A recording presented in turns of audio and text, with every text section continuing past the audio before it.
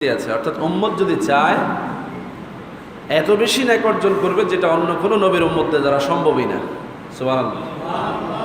তারা যতটা পরিশ্রম করে এই পরিমাণ মর্যাদা অর্জন করেছে, আল্লাহর সাথে তাদের সুসম্পর্ক হয়েছে, আল্লাহর কাছে তারা যা চেয়েছে তাই পেয়েছে। এই উম্মত চাইলে তার চাইতে বেশি মর্যাদা পেতে পারে। সুবহানাল্লাহ। শুধুমাত্র যদি তারা এই রমজান মাসে সবে কদরের কদর করতে পারে। শব্দটা কদর কেন ব্যবহার করা হয়েছে? মুফাসসিরিন আযমরা বিভিন্ন মতামত দিয়েছেন। তার মধ্যে গ্রহণযোগ্য মত হচ্ছে এটা যে এই রাত্রিতে যারা আল্লাহর কাছে ইবাদত বন্দেগী করে তাদের জীবনের সমস্ত গুনাহগুলো মাফ হয়ে যাওয়ার কারণে আল্লাহর কাছে তাদের মর্যাদা বেড়ে যায়।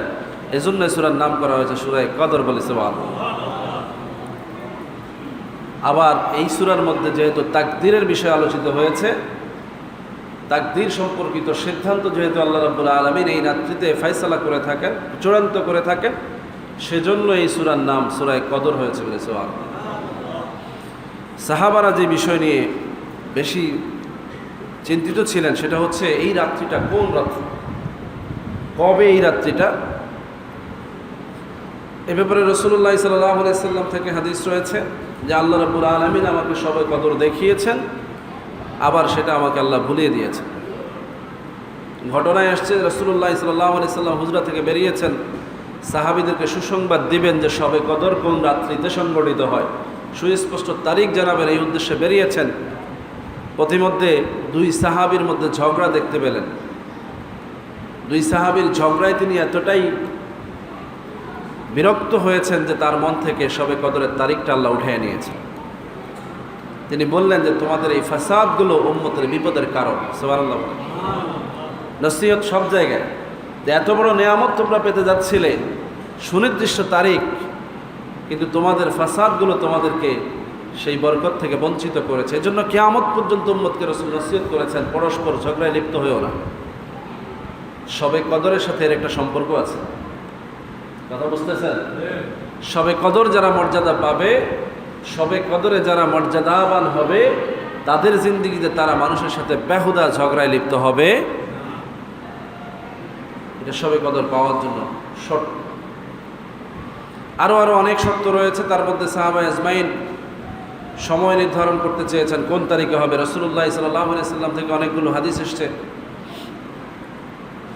ওলামায়ে কেরাম থেকে অনেকগুলো মত আসছে। ইমাম আজম আবু হানিফা রহমতুল্লাহ আলাইহি তিনি মত দিয়েছেন যে সবে কদর রমজান মাসের যে কোনো রজনীতেই হতে পারে। রমজান মাসের 30 দিনের যে কোনো রাত্রিতেই সবে কদর হতে পারে, কারণ পুরো রমজান মাসে এটা ঘুরতে থাকে। ইমাম আবু হানিফার মত। ইমাম শাফি রহমতুল্লাহ আলাইহি বলেছেন 21 রমজান সবে কদর হবে, সুনির্দিষ্ট তারিখ বলেছেন 21 রমজান। কোন রমজান? 21 রমজান। ইমাম আবু ইউসুফ এবং মোহাম্মদ রহমতুল্লাহ আলাইহি তারা বলছেন সবে কদর রমজান মাসের কোনো এক রজনীতে সংগঠিত হয়ে থাকে, যা নির্দিষ্টভাবে জানা অজানা, নির্দিষ্টভাবে জানার সুযোগ নেই। মালিক রহমতুল্লাহ আলাইহি এবং আহমদ বিন হাম্বল রহমতুল্লাহ আলাইহি তিনি সবে কদরকে রমজানের শেষ দশকে কোনো বেজোড় রজনীতে হয় এটা বলেছেন। তাহলে সবগুলো মতকে যদি আমি সামারি করি, ইমাম আবু হানিফার মত, ইমাম শাফির মত, ইমাম আবু ইউসুফ মুহাম্মদের মত এবং ইমাম মালিক এবং আহমদ বিন হাম্বল, চার মাযহাবের চার বড় ইমামের মতামতকে যদি একত্রিত করি, তাহলে সামারি হচ্ছে রমজান মাসের যে কোনো রাত্রিতে, অথবা রমজানের শেষ দশকে, অথবা রমজানের 21তম রাত্রিতে, অথবা অন্যান্য হাদিস যে হাদিসগুলো আমি বলতে চাচ্ছি সেই হাদিসের আলোকে রমজানের 27তম রাত্রিতেই সবে কদর হতে পারে। তাহলে সুনির্দিষ্ট করা যাচ্ছে না, এটা ক্লিয়ার। তাহলে উম্মতের ডিউটি একটু বেড়েছে, গোটা রমজান সবে কদর তালাশ তাকে করতে হবে।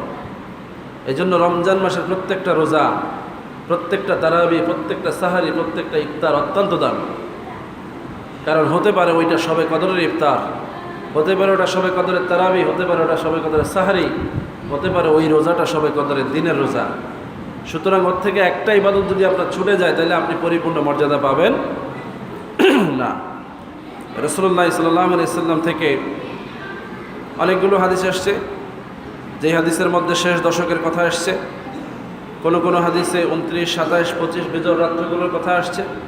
কোনো কোনো হাদিসে 27, 29, 25, 23 এই রাত্রিগুলোর কথা বলা হয়েছে। ওলামাই কেরাম কেন 27তম রাত্রিকে গুরুত্ব দেন এই ব্যাপারে কয়েকটি মতামত রয়েছে।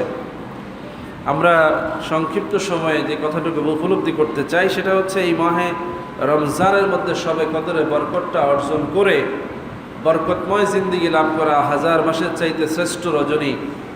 1000 মাস বলার আরও একটা কারণ এসছে এভাবে যে মক্কা শরীফের মানুষেরা, ওই সময়ের মানুষেরা 1000-এর বেশি সংখ্যা গুনতে পারত না। তাদের সংখ্যা পদ্ধতিতে 1000 পর্যন্ত গণনা পদ্ধতি ছিল। রসুল তার চাইতে বেশি সংখ্যা বলে এটা বুঝিয়ে দিয়েছেন যে বেশুমার সওয়াব, যেটা তোমাদের ধারণার বাইরে। প্রকৃতপক্ষে এই কথাটাই পারফেক্ট যে শবে কদরের মর্যাদা যে আল্লাহ কত দিবেন সেটা আল্লাহর কুদরতেই নির্ধারিত হবে। যেমনিভাবে তিনি রোজার বিনিময়ের ব্যাপারে বলেছেন, as-sawmu li wa ana ajzi bihi, রোজা যেমন আমারই জন্য রাখা হয় তার বিনিময় আমি আল্লাহ নিজে নির্ধারণ করব, প্রদান করব বলি সুবহানাল্লাহ। সুতরাং তেমনিভাবে মাহে রমজান মাসে যেহেতু শবে কদর, এই কদরের মর্যাদা কতটা আল্লাহ দিবেন সেটাও আল্লাহর নিজস্ব এখতিয়ার। হতে পারে সেটা অনেক বেশি, হতে পারে আপনার আমার ব্যর্থতার কারণে সেটা একদম জিরো, এটাও হতে পারে। এই জন্য আমাদেরকে সতর্ক থাকতে হবে, মাহে রমজানের প্রত্যেকটা রাত্রিকে যেন শবে কদরের মানে উদযাপন করা যায় সেই চেষ্টা করতে হবে। প্রিয় হাবিব সাল্লাল্লাহু আলাইহি ওয়াসাল্লামকে মেসেজ দিয়েছেন জিবরাইলের মাধ্যমে, এই রমজান মাসে আমি আল্লাহ কোরআন নাযিল করেছি এবং এই রমজান মাসের মধ্যে এমন একটা রাত্র রয়েছে যেই রাত্রটার মর্যাদা হচ্ছে 1000 মাসের চাইতে শ্রেষ্ঠ বলে সুবহানাল্লাহ। লাইলাতুল কদরি খায়রুম মিন আলফি শাহর, 1000 মাসের চাইতে শ্রেষ্ঠ বলার কি কারণ? অনেকগুলো রওয়ায়াত রয়েছে যে 1000 মাস বলে আল্লাহ রাব্বুল আলামিন মূলত নবীজি সাল্লাল্লাহু আলাইহি ওয়াসাল্লামের মনের ভাবনা, উম্মতের জন্য চিন্তাকে প্রাধান্য দিয়ে আশ্বস্ত করেছেন, যাতে করে উম্মত তার হাবিবের দেখানো পথ মতে চললে এত বেশি বরকত লাভ করবে জানিয়ে রাসূল চিন্তিত ছিলেন বলে সুবহানাল্লাহ। চিন্তার মূল সূত্র বিভিন্ন নবীদের জিন্দেগি, বিশেষ করে হাদিসে আসছে যে হযরতে আইয়ুব আলাইহিস সালাতু ওয়াস সালাম, হযরতে জাকারিয়া আলাইহিস সালাতু ওয়াস সালাম, হযরতে হিজকিল আলাইহিস সালাতু ওয়াস সালাম এবং হযরতে ইউসা আলাইহিস সালাতু ওয়াস সালাম, এরা প্রত্যেকেই 80 বছর করে আল্লাহ তাআলার ইবাদত বন্দেগীতে লিপ্ত ছিলেন। এমন 80 বছর যে 80 বছরের মধ্যে চোখের পলক পরিমাণ সময়ও তারা আল্লাহর ইবাদত থেকে গাফেল ছিলেন। সুবহানাল্লাহ। 80 বছর একটানা ইবাদত করেছেন, চোখের পলকেও অন্য কোনো দিকে মনোনিবেশ করেন নাই, একমাত্র আল্লাহর উদ্দেশ্যে ইবাদতে মশগুল ছিলেন। এই কথা শুনে সাহাবায়ে কেরামগণ ভীত সন্ত্রস্ত হয়ে গেলেন, আতঙ্কিত হলেন। পূর্ববর্তী নবীরা এত লম্বা সময় একাধারে ইবাদত বন্দেগী করেছে, আর আমাদের হায়াত তো তার চাইতে কম, একাধারে ইবাদত বন্দেগী তো নাই। রাসূলুল্লাহ সাল্লাল্লাহু আলাইহি ওয়াসাল্লাম এর মজলিসে যখন এই বিষয় নিয়ে তারা চিন্তিত ছিলেন, আল্লাহর হুকুমে হযরত জিবরাইল আলাইহিস সালাতু ওয়াস সালাম সূরা কদর নিয়ে হাজির হলেন বলে সুবহানাল্লাহ। অন্য রাওয়ায়াতে আসছে, ইমাম মালিক রাহমাতুল্লাহ আলাইহি বলছেন যে পূর্ববর্তী লোকদের বয়স সম্পর্কে যেই ধারণা আমাদের নবী পর্যন্ত প্রবাহিত হয়ে এসেছে, সেই ধারণার আলোকে এটা সুস্পষ্ট ছিল যে অন্যান্য নবীদের উম্মতের হায়াত ছিল লম্বা, তারা দীর্ঘ সময় দুনিয়াতে জীবিত থাকতেন এবং দীর্ঘ সময় তারা ইবাদত বন্দেগী করেছেন এমনভাবে যে দিনের বেলা তারা জিহাদ করতেন, রাতের বেলা তারা ইবাদতের মধ্যে কাটিয়ে দিতেন। এইভাবে তাদের জীবনে 80 বছর, 100 বছর, কারো কারো জীবনে 400 বছরও পার হয়েছে বলে সুবহানাল্লাহ। এই বয়সের আধিক্যতার কারণে তাদের ইবাদতের পরিমাণ, তাদের সওয়াবের পরিমাণ বেশি ছিল। উম্মতে মুহাম্মদীকে আল্লাহ রাব্বুল আলামিন খাটো হায়াত দিয়ে, ক্ষীণ কায়া দিয়ে স্বল্প সময়ের জন্য পৃথিবীতে প্রেরণ করেছেন। এজন্য আল্লাহ রাব্বুল আলামিন প্রিয় হাবিব চিন্তিত ছিলেন, সাহাবায়ে আজমাইন পেরেশান ছিলেন। আল্লাহ সেই পেরেশানি দূর করেছেন, উম্মতে মুহাম্মদের জন্য এমন একটা রাতকে নির্ধারণ করে দিয়েছেন যেই রাত্রটা 83 বছর 4 মাসের চাইতে বেশি ইবাদতের সমান বলে সুবহানাল্লাহ। ওই 80 বছরের দুঃখ আল্লাহ ভুলাইয়া দিয়েছেন বলে সুবহানাল্লাহ। এমনিভাবে বনি ইসরায়েলের একজন ব্যক্তির কথা এসছে যিনি মুজাহিদ ছিলেন, তার নাম ছিল শামউন, যিনি একাধারে 400 বছর জিহাদে লিপ্ত ছিলেন। দিনের বেলায় এবং রাতের বেলায় তিনি আল্লাহর ইবাদতে সময় কাটাতেন। তার ঘোড়াটাকে তিনি এতটাই ব্যস্ত রাখতেন যে ঘোড়ার গায়ের পশম কখনো শুকানোর সুযোগ পাইত না। সারাক্ষণই জিহাদে লিপ্ত থাকতেন, সবরের মধ্যে থাকতেন, ইবাদতের মধ্যে থাকতেন। ওনাকে আল্লাহ রাব্বুল আলামিন স্পেশাল পাওয়ার দিয়েছিলেন। কাফের মুশরিকরা তার ভয়ে সবসময় আতঙ্কিত থাকতো, কারণ তার বিরুদ্ধে কোনো যুদ্ধে কোনো দিন তারা বিজয় অর্জন করতে পারে নাই। তারা ষড়যন্ত্র করলো, চেষ্টা করলো বিভিন্নভাবে এই শামউনকে পরাজিত করার জন্য, কিন্তু তাদের পক্ষে সেটা সম্ভব হয় নাই। শেষ পর্যন্ত তারা তার স্ত্রীকে, শামউনের স্ত্রীকে তারা ভাড়া করলো, চুক্তি করলো তার সাথে, সে যদি শুধুমাত্র তাকে হাত পা বেঁধে দিতে পারে তাহলে তারা তাকে ধরে নিয়ে যাবে, হত্যা করবে। শামউনের স্ত্রী তাকে ঘুমের মধ্যে হাত পা বেঁধে দিলেন। ঘুম থেকে তিনি জেগে হাত পা নাড়া দেওয়ার সাথে সাথে হাত পায়ের বাঁধন খুলে গেল। দ্বিতীয়বার তারা লোহার কড়া দিল যাতে করে রশি তো ছুটে যায়, লোহার কড়া দিয়ে বেঁধে দেওয়া হলো। এবারও তার শক্তির কাছে লোহার কড়া পরাজিত হলো, তিনি উন্মুক্ত হয়ে গেলেন। কাফেররা বুদ্ধি দিল যে শামউনের কাছে জিজ্ঞাসা করো যে তাকে কি দিয়ে বাঁধলে সে ছাড়াতে পারবে না। যার হেকমত সেই তো ভালো জানে, কি বলেন ঠিক না? তো বলা হলো তার চুলের গুচ্ছ দিয়ে যদি তাকে বাঁধা হয় তাহলে তিনি সেটা ছাড়াতে সক্ষম নন। শামউনের চুল ছিল পা পরিমাণ লম্বা, চুলে 8টা গোছা ছিল। কথা বুঝতেছেন? লম্বা চুল ছিল, 8টা গোছা ছিল। গোবের মধ্যে এই চুল দিয়েই তার হাত পা বেঁধে রেখেছে। এবার তিনি নিজেকে উন্মুক্ত করতে পারলেন না। কাফেররা তাকে ধরে নিয়ে গেলেন, বদ্ধভূমিতে নিয়ে গেলেন, তার ঠোঁট এবং কান কেটে ফেললেন। এই অবস্থায় তিনি আল্লাহর কাছে আর্জি দিলেন যে আল্লাহ, আমাকে আমার এই বন্ধন থেকে মুক্তির তৌফিক দেন। কাফেরদের এই প্রাসাদের যে মোটা মোটা ফিলারগুলো আছে এগুলো ভেঙে ফেলার ক্ষমতা দেন, আর তাদেরকে আপনি ধ্বংস করে দেন।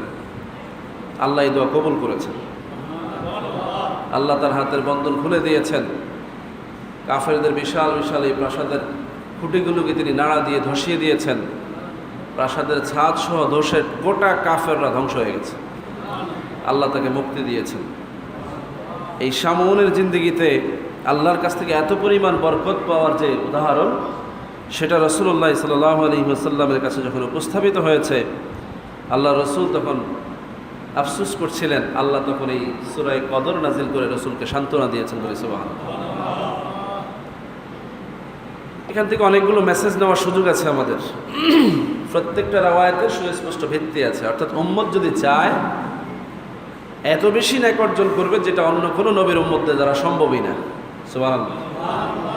তারা যতটা পরিশ্রম করে এই পরিমাণ মর্যাদা অর্জন করেছে, আল্লাহর সাথে তাদের সুসম্পর্ক হয়েছে, আল্লাহর কাছে তারা যা চেয়েছে তাই পেয়েছে। এই উম্মত চাইলে তার চাইতে বেশি মর্যাদা পেতে পারে। সুবহানাল্লাহ।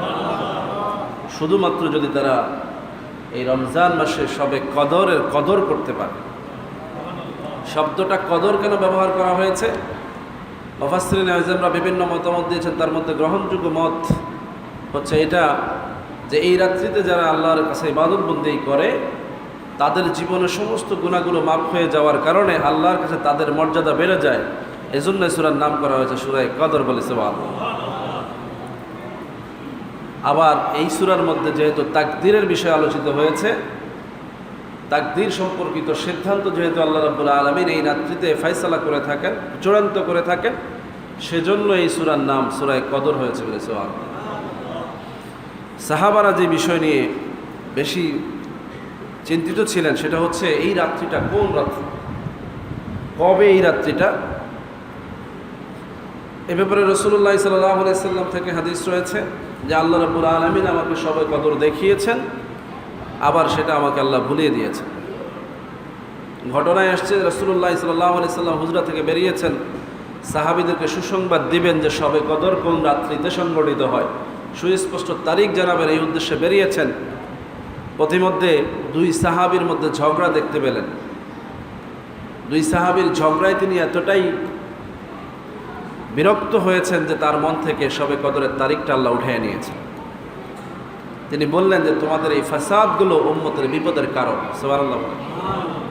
নসিহত সব জায়গায় যে এত বড় নেয়ামত তোমরা পেতে যাচ্ছিলে, সুনির্দিষ্ট তারিখ, কিন্তু তোমাদের ফাসাদগুলো তোমাদেরকে সেই বরকত থেকে বঞ্চিত করেছে। এই জন্য কিয়ামত পর্যন্ত উম্মতকে রাসূল নসিহত করেছেন, পরস্পর ঝগড়ায় লিপ্ত হয়েও না। শবে কদরের সাথে এর একটা সম্পর্ক আছে, কথা বুঝতেছেন? শবে কদর যারা মর্যাদা পাবে, শবে কদরে যারা মর্যাদাবান হবে, তাদের জিন্দেগিতে তারা মানুষের সাথে বেহুদা ঝগড়ায় লিপ্ত হবে। এটা শবে কদর পাওয়ার জন্য শর্ত। আরও অনেক শর্ত রয়েছে, তার মধ্যে সাহাবা আজমাইন সময় নির্ধারণ করতে চেয়েছেন কোন তারিখে হবে। রাসূলুল্লাহ সাল্লাল্লাহু আলাইহি সাল্লাম থেকে অনেকগুলো হাদিস এসছে, ওলামায়ে কেরাম থেকে অনেকগুলো মত আসছে। ইমাম আজম আবু হানিফা রহমতুল্লাহ আলাই তিনি মত দিয়েছেন যে শবে কদর রমজান মাসের যে কোনো রজনীতেই হতে পারে। রমজান মাসের 30 দিনের যে কোনো রাত্রিতেই শবে কদর হতে পারে, কারণ পুরো রমজান মাসে এটা ঘুরতে থাকে। ইমাম আবু হানিফার মত। ইমাম শাফি রহমতুল্লাহ আলাই বলেছেন 21 রমজান শবে কদর হবে, সুনির্দিষ্ট তারিখ বলেছেন 21 রমজান। কোন রমজান? 21 রমজান। ইমাম আবু ইউসুফ এবং মোহাম্মদ রহমতুল্লাহ আলাই তারা বলছেন শবে কদর রমজান মাসের কোনো এক রজনীতে সংগঠিত হয়ে থাকে, যা নির্দিষ্টভাবে জানা অজানা, নির্দিষ্টভাবে জানার সুযোগ নেই। মালিক রহমতুল্লাহ আলাই এবং আহমদ বিন হাম্বল রহমতুল্লাহ আলাই তিনি শবে কদরকে রমজানের শেষ দশকে কোনো বেজর রজনীতে হয় এটা বলেছেন। তাহলে সবগুলো মতকে যদি আমি সামারি করি, ইমাম আবু হানিফার মত, ইমাম শাফির মত, ইমাম আবু ইউসুফ মোহাম্মদের মত এবং ইমাম মালিক এবং আহমদ বিন হাম্বল, 4 মাযহাবের 4 বড় ইমামের মতামতকে যদি একত্রিত করি, তাহলে সামারি হচ্ছে রমজান মাসের যে কোনো রাত্রিতে, অথবা রমজানের শেষ দশকে, অথবা রমজানের 21তম রাত্রিতে, অথবা অন্যান্য হাদিস, যে হাদিসগুলো আমি বলতে চাচ্ছি সেই হাদিসের আলোকে রমজানের 27তম রাত্রিতেই শবে কদর হতে পারে। তাহলে সুনির্দিষ্ট করা যাচ্ছে না, এটা ক্লিয়ার। তাহলে উম্মতের ডিউটি একটু বেড়েছে, গোটা রমজান শবে কদর তালাশ তাকে করতে হবে। এই জন্য রমজান মাসের প্রত্যেকটা রোজা, প্রত্যেকটা তারাবি, প্রত্যেকটা সাহারি, প্রত্যেকটা ইফতার অত্যন্ত দামি। কারণ হতে পারে ওইটা শবে কদরের ইফতার, হতে পারে ওটা শবে কদরের তারাবি, হতে পারে ওটা শবে কদরের সাহারি, হতে পারে ওই রোজাটা শবে কদরের দিনের রোজা। সুতরাং ওর থেকে একটা ইবাদত যদি আপনার ছুটে যায়, তাহলে আপনি পরিপূর্ণ মর্যাদা পাবেন না। রাসূলুল্লাহ সাল্লাল্লাহু আলাইহি সাল্লাম থেকে অনেকগুলো হাদিস আসছে, যেই হাদিসের মধ্যে শেষ দশকের কথা আসছে। কোনো কোনো হাদিসে 29, 27, 25 বিজয় রাত্রিগুলোর কথা আসছে। কোনো কোনো হাদিসে 27, 29, 25, 23 এই রাত্রিগুলোর কথা বলা হয়েছে। ওলামায়ে কেরাম কেন 27তম রাত্রিকে গুরুত্ব দেন, এই ব্যাপারে কয়েকটি মতামত রয়েছে। আমরা সংক্ষিপ্ত সময়ে যে কথাটুকু উপলব্ধি করতে চাই, সেটা হচ্ছে এই মাহে রমজানের মধ্যে শবে কদরে বরকতটা অর্জন করে বরকতময় জিন্দিগি লাভ করা 1000 মাসের চাইতে শ্রেষ্ঠ রজনী। 1000 মাস বলার আরও একটা কারণ এসছে এভাবে যে মক্কা শরীফের মানুষেরা, ওই সময়ের মানুষেরা 1000-এর বেশি সংখ্যা গুনতে পারত না। তাদের সংখ্যা পদ্ধতিতে 1000 পর্যন্ত গণনা পদ্ধতি ছিল। রসুল তার চাইতে বেশি সংখ্যা বলে এটা বুঝিয়ে দিয়েছেন যে বেশুমার সওয়াব, যেটা তোমাদের ধারণার বাইরে। প্রকৃতপক্ষে এই কথাটাই পারফেক্ট যে শবে কদরের মর্যাদা যে আল্লাহ কত দিবেন সেটা আল্লাহর কুদরতেই নির্ধারিত হবে।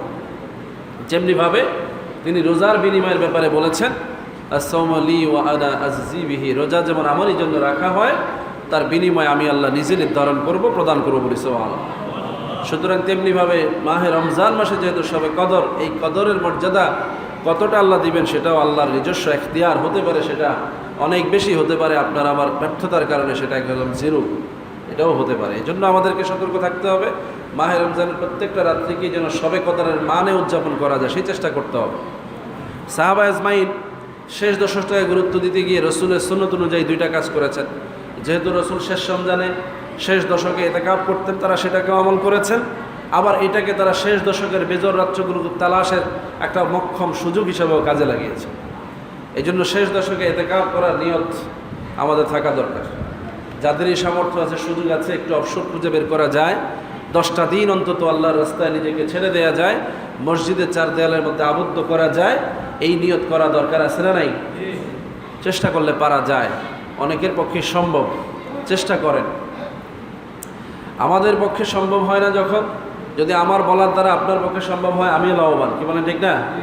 কিন্তু কারো না কারো তো এই দায়িত্ব নিতে হবে, উম্মতের পক্ষ থেকে অন্তত হক তো আদায় করতেই হবে। কিন্তু এটা প্রত্যেক উম্মতের হক, এটা প্রত্যেক উম্মতের জন্য ব্যক্তিগত আমলের পর্যায়ে পড়ে। এটা এমন না যে সমাজের কয়েকজন করে দিলে শেষ হয়ে যায়, সেটা হচ্ছে একেবারেই নিতান্তই দুর্বলতম আমল, যে সমাজের পক্ষ থেকে অন্তত আদায় না করলে নবীর একটা সুন্নত মারা পড়ে গেল, যে এই সুন্নতটা জিন্দা রইল না। অন্তত এই জন্য 2-4 জন করলেও সেটা সুন্নত হিসাবে সমাজে প্রতিষ্ঠিত রইল। এর অর্থ এই না যে এতেকাব কয়েকজনে করলে হয়ে যায়, বিষয়টা এরকম। এতেকাব প্রত্যেকটা মুসলমানের জন্য জরুরি একটা সুন্নত। সামর্থ্যবান সুযোগ থাকলে সবারই এই চেষ্টা করা উচিত। এবং এই সুন্নতটা মক্কা মদিনার লোকেরা ব্যাপকভাবে করে থাকে। তারা রমজানের শেষ দশকে লম্বা এতেকাব করে, তাদের ওই সময় ছুটি থাকে, অফিস আদালত ব্যবসা বাণিজ্য সব তারা বন্ধ করে দিয়ে এই 10 দিন তারা হেরেম শরীফে অথবা মসজিদে নববীতে এতেকাবে বসে যায়। আলহামদুলিল্লাহ বলবেন না? মক্কা মদিনার অনেক উদাহরণ দিয়েই তো আমাদের আমল কমান, এই উদাহরণটাতে আমলটা একটু বাড়ান না, বোঝেন নাই কথা? সেখান থেকে তো অনেক উদাহরণ নিয়ে আইসা তারাবি কমায় ফেলতে চান, দাড়ি টুপি কমায় ফেলতে চান, অনেক কাজ ছেড়ে দিতে চান। তো যেগুলো ভালো আছে সেগুলো রাখেন না, ওগুলো তো সমাজে চালু করলে এই সমাজটা ওই রকম বরকতি সমাজ হবে, কি বলেন ঠিক কিনা? দুইটা বিষয়ে তফাৎ আছে। একটা হচ্ছে যে হেরেম শরীফে 1 রাকাত নামাজ পড়লে 1 লক্ষ রাকাতে সওয়াব, আর মসজিদে নববীতে 1 রাকাত নামাজ পড়লে 50,000 রাকাতে সওয়াব। এই ছাড়া সওয়াবের দিক থেকে আর কোনো ইবাদতের সাথে মক্কা মদিনার সাথে ডিফারেন্স নাই। সুবহানাল্লাহ বলেন। নামাজ ওখানেও ফরজ এখানেও ফরজ, রোজা ওখানেও ফরজ এখানেও ফরজ, তারাবি ওখানেও সুন্নত এখানেও সুন্নত, সাহারি ওখানেও বরকত এখানেও বরকত, ইফতার সেখানেও বরকত এখানেও বরকত। আপনি সবে কদর সেখানেও যেমন এখানেও তেমন সুযোগ আছে না নাই? তাহলে শুধু খালি ওই দিকে তাকিয়ে আফসোস করার কি দরকার? প্রত্যেকটা মসজিদকে আপনি আপনার হেরেম বানিয়ে নেন না। হেরেম বুঝেন? হেরেম মানে হচ্ছে যেই জায়গাটাকে পবিত্রতম জায়গা ঘোষণা দেওয়া হয়, যেখানে মানুষ কোনো অপরাধ করে না। তো এই মসজিদ আমাদের জন্য হেরেমের মতো, কি বলেন ঠিক না? মর্যাদায় না, কাজের দিক থেকে। আবার মিলাই ফেলেন না যে উনি বাগড়া বাজারের মসজিদ যে হেরেম শরীফের তুলনা আছে না, সেটা করি নাই। হেরেমের অর্থগত দিক চিন্তা করলে যে মসজিদ হচ্ছে এমন এক নিরাপদ জায়গা যেখানে আমরা শুধুমাত্র আল্লাহ এবং আল্লাহর হাবিবের সন্তুষ্টির জন্য কাজ করব, কি বলেন ঠিক কিনা? সম্মানিত হাজিরিন, বেজোড় সংখ্যার গুরুত্ব এবং 27তম রাত্রিকে নির্ধারণ করার ব্যাপারে হযরত আব্দুল্লাহ ইবনে আব্বাস খুব চমৎকার যুক্তি দিয়েছেন। অনেকগুলো দলিল তিনি ব্যাখ্যা করেছেন এবং এটাকে অধিকাংশ উলামায়ে কেরাম গ্রহণ করেছেন বলে আলহামদুলিল্লাহ। 27তম রাত্রি কেন শবে কদর হতে পারে এবং শবে কদর কেন আমরা 27তম রাত্রিটাকে বিশেষভাবে উদযাপন করে থাকি, কেন ওই রাত্রিতেই আমরা ইবাদতবন্দি করে থাকি, এই নিয়ে কিছু ফিতনা আছে না নাই? আচ্ছা, সমাজের মধ্যে ওই যে যেই হাদিসগুলোকে আমি কোট করেছি যে 10 দিনই সুযোগ আছে, বেজর রাত্রি প্রত্যেকটাই হতে পারে, ইমাম আবু হানিফার কথা সারা রমজানই হতে পারে, এবং কোন কোন মুফাসসির বলেছেন শুধু সারা রমজান না, সারা বছরেও শবে কদর হতে পারে। কেন? কারণ চাঁদের প্রতিক্রিয়া ঘূর্ণায়মান, পৃথিবী চক্রাকারে ঘুরতেছে, পক্ষ ঘুরতেছে পৃথিবীতে, সময়ের বিভাজনের কারণে, কক্ষপথ পরিবর্তনের কারণে পৃথিবীর সাথে পৃথিবীর সময়ের যে চেঞ্জিং হচ্ছে, তাতে করে প্রত্যেক 4 বছর পরে যেমন একদিন বেড়ে যাচ্ছে, লিফ ইয়ারে গিয়ে যেমন দিনের পরিবর্তন হয়েছে, এমনি কারণে এটা সারা বছরও ঘুরে যেতে। আমরা অত কষ্টে যাব না, কারণ আমরা অত কষ্ট করে না, মানুষও থাকি, ঠিক না? কিন্তু আমরা অথেন্টিক একটা জায়গায় থাকতে চাই, সেটা হচ্ছে রমজানের শেষ দশক, বেজর রাত্রগুলো এবং স্পেশালি 27তম রাত্রিকে আমরা গুরুত্ব দিতে চাই। রাজি আছি ইনশাআল্লাহ? কারণ কি? হযরত আব্দুল্লাহ ইবনে আব্বাস রাদিয়াল্লাহু তাআলা বলছেন যে আমি শবে কদর পরিচয় করার জন্য বেজোড় সংখ্যাসমূহের উপরে গবেষণা করলাম, চিন্তা করলাম। কে বলছেন? হযরত আব্দুল্লাহ ইবনে আব্বাস। কে? রাইসুল মুফাসসিরিন, তিনি হচ্ছেন মুফাসসিরদের সর্দার, রাসূলের সাহাবী, যেই সাহাবীর জন্য রাসূল স্পেশাল দোয়া করেছেন মাথায় হাত দিয়ে। এবং তাফসীরের ক্ষেত্রে আমরা এই আব্দুল্লাহ ইবনে আব্বাসের রায় পেলে আর কারো রায়ের তোয়াক্কা করি না, ওনার রায় সর্বাধিকারী। কথা বুঝতে পারছি? তিনি বলছেন যে এই সংখ্যার উপরে গবেষণা করে আমি দেখলাম যে 7 সংখ্যার উপরে আল্লাহ রাব্বুল আলামিন বিশেষ বরকত রেখেছেন। কোন সংখ্যা? 7 সংখ্যা। তিনি বললেন যে আল্লাহ রাব্বুল আলামিন অনেক কিছুকেই 7 সংখ্যায় সৃষ্টি করেছেন, অনেক কিছুকেই 7 সংখ্যায় সৃষ্টি করেছেন। যেমন তিনি বলছেন আসমান 7টি, জমিন 7টি, সাগর 7টি, সাফা মারওয়ায় সাই 7টি, বাইতুল্লাহ শরীফ তাওয়াফে 7 বার, শয়তানকে কঙ্কর মারতে হয় মিনায় 7 বার, মানুষকে সৃষ্টি করা হয়েছে 7টি অঙ্গ দ্বারা, মানুষের রিজিক রাখা হয়েছে 7 প্রকার খাবারের মধ্যে, মানুষের মধ্যে যে মুখমণ্ডল, এই মুখমণ্ডলে ছিদ্র রয়েছে 7টা, কোরআন শরীফের কেরাত হচ্ছে 7টা, সেজদাও করা হয় 7টা অঙ্গ প্রত্যঙ্গ দিয়ে, দোজকের নাম 7টা, দোজকের দরজাও 7টা, স্তর, এই দোজকের মধ্যে স্তরও 7টি, আসহাবে কাহাফের মধ্যে যারা সদস্য ছিলেন সেখানে 7 জন ছিলেন।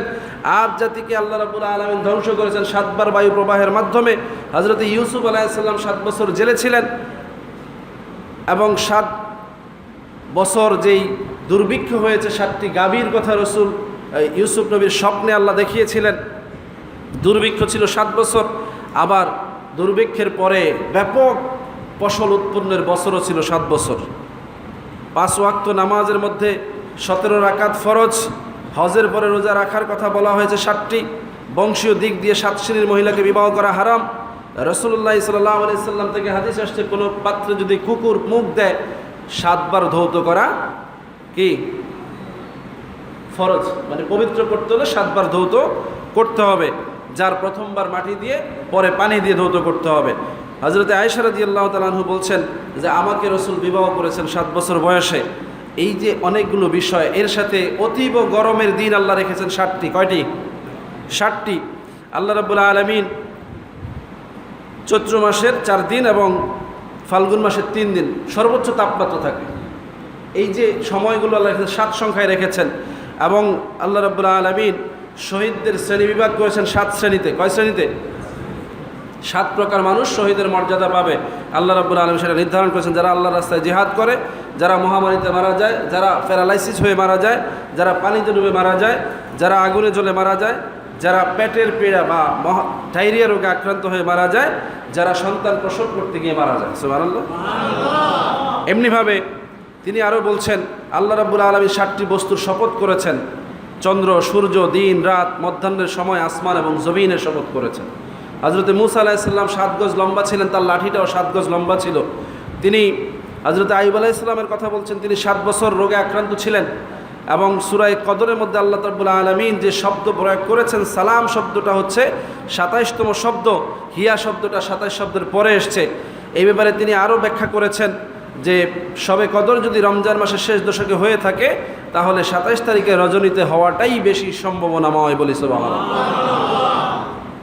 একজন সাহাবী এইভাবে বিবেচনা করে 27তম রাত্রিটাকে গুরুত্ব দিয়েছেন। আমার আপনার অন্য কোনো বিবেচনার দরকার আছে? আমরা তো এটাকে আমাদের জন্য নিয়ামত মনে করছি যে রসুলের সাহাবীরা এই রাত্রিটাকে পাওয়ার জন্য পেরেশান ছিলেন এবং উম্মতের সামনে বিভিন্নভাবে তারা এই রাত্রির গুরুত্ব তুলে ধরেছেন এবং সেই রাত্রিটা যেন কোনো মতেই ছুটে না যায় সেজন্য তারা আমাদেরকে এইভাবে বিভিন্নভাবে ব্যাখ্যা করেছেন। ওলামায়ে কেরাম এই কথার উপরে গবেষণা করেছেন। ইমাম আজম আবু হানিফা এবারে একটি সুন্দর বিশ্লেষণ করেছেন যে সূরা কদরের মধ্যে আল্লাহ রাব্বুল আলামিন এই রজনীকে লাইলাতুল কদর বলেছেন, যার মধ্যে হরফ সংখ্যা হচ্ছে 9টি এবং তিনি কদর শব্দটি ব্যবহার করেছেন 3 বার। সুতরাং 3 নঙে যে 27 যে অঙ্ক, এটাও এই রাত্রির গুরুত্ব বহন করে। এই কথাগুলোকে বললে অনেকেই দ্বিমত করে, কিন্তু সার কথা হচ্ছে মহানবী সাল্লাল্লাহু আলাইহি সাল্লাম প্রতি বছর শবে কদর অনুসন্ধান করেছেন এবং সাহাবীদের বিভিন্ন প্রশ্নের জবাবে সম্ভাব্য তারিখ বর্ণনা করেছেন, আলামত বর্ণনা করেছেন এবং যার ফলে বিভিন্ন সময় ওলিয়া আউলিয়াগণ এই শবে কদর তালাশ করে খুঁজে পেয়েছেন বলি সুবহানাল্লাহ। এমনকি এই যুগে যারা আমরা শবে কদর তালাশ করি, আল্লাহ রাব্বুল আলামিন সূরা কদরের মধ্যে কথা বলেছেন, তানাজ্জালুল মালায়েকাতু ওয়ার রূহ ফিহা বিইজনি রাব্বিহিম মিন কুল্লি আমরিন সালাম, যে ওই রাত্রিতে ফেরেশতারা নাজিল হয়, রুহুল আমিন ফেরেশতা সহ অর্থাৎ জিব্রাইল সহ তার সঙ্গীরা নাজিল হয়। তারা ঘুরে ঘুরে উম্মতের কাছে গিয়ে তাদের সাথে দোয়া করতে থাকে যাতে আল্লাহ তাদেরকে মাফ করে দেন। অনেকগুলো হাদিস এখানে আছে, সময় নাই। হাদিসে আসছে যে ওই রাত্রিতে সমস্ত ফেরেশতারা জমিনে আসা যাওয়া করেন এবং ওই সকল ইবাদতকারী বান্দাদের সাথে তারা মুসাফা করেন। সুবহানাল্লাহ। হাদিসে করমর্দন মুসাফাই আসছে এবং ওলামায়ে কেরাম বলছেন হ্যাঁ মুসাফাই করে, কারণ নূরের ফেরেশতারা মানুষের সাথে মুসাফা করা অসম্ভব নয়। সুবহানাল্লাহ। এমনকি ওলামায়ে কেরাম এবং হাদিসের উপরে গবেষণা করে তারা বলছেন যে যারা সত্যিকার অর্থেই মন দিয়ে দিল থেকে শবে কদর পাওয়ার চেষ্টা করে, তারা শবে কদরের রাত্রিতে ফেরেশতাদের নাজিল হওয়া উঠে যাওয়া দেখতে পায় বলি সুবহানাল্লাহ। এই জন্য তারা এই রাত্রিকে তাদের জীবনের সবচাইতে গুরুত্বপূর্ণ দামি রাত্রি হিসাবে উদযাপন করে থাকে। এবং এই রাত্রিতে সওয়াব পাওয়ার ব্যাপারে একটা বিশেষ বৈশিষ্ট্য বলা হয়েছে যে এই রাত্রিতে কোনো সংশয় নিয়ে নয়, বরং উৎফুল্ল চিত্তে, আনন্দিত চিত্তে নিজের জীবনের মহা সাফল্য অর্জনের আশায় যেন এই রাত্রিকে তালাশ করা হয়। যেই মানুষগুলো এই রাত্রিতে সংশয় প্রকাশ করে শবে কদর কোন রাত্রে হবে না হবে এই নিয়ে যাদের মাথা ব্যথা, যারা ওই হাদিসের ভাষ্যগুলোর উপরে আমাদেরকে বিভক্ত করতে চায়, তাদের কপালে শবে কদর জুটবে না, এটা হাদিসের কথা।